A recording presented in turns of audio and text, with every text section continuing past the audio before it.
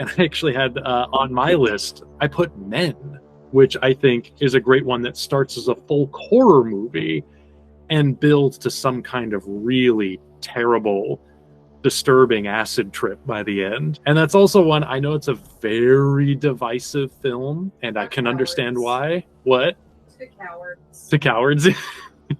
I can understand why it's divisive. I remember seeing that one in theaters, like the sense of shock that I felt in the audience. And I remember seeing guys like just storming out, like furiously angry after it was over. And I remember even myself walking out of it like, did I like that? I don't know if I liked that.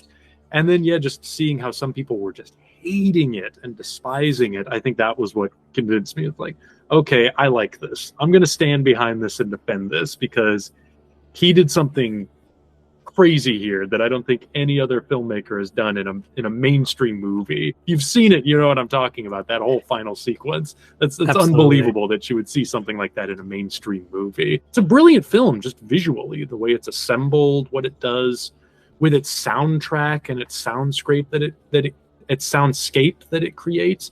It's hypnotic. It's incredible. I also really liked Men a lot. I'm kind of in the same boat where it's not exactly a movie you enjoy; it's more one you endure. But I think the discussion that it creates afterwards, you know, I like that it's so divisive because every conversation I've had about it has been pretty different, and even people that really dislike it usually have very interesting reasons for why. I will say it is probably the closest I've ever gotten to actually throwing up in a movie theater. Whoa! That last sequence, I'm not exaggerating, that last sequence made me physically ill.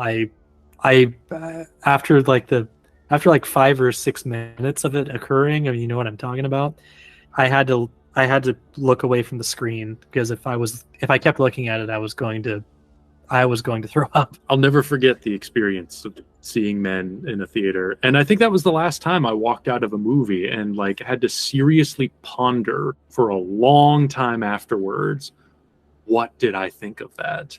Normally I can decide what I think of a movie really quickly. Like I know my own tastes, I know my own opinions, and I can decide whether or not I like the film pretty quickly after I see it. But that was one, like, even driving home afterwards, I was like, did I like that? I really don't know. And it had been so long since I'd been challenged to that degree. But like any movie that can do that, that can really challenge me as a viewer to that extent, I mean, I have to respect. I still don't know if I really liked it, but I respect it and I admire it. And that's enough for me.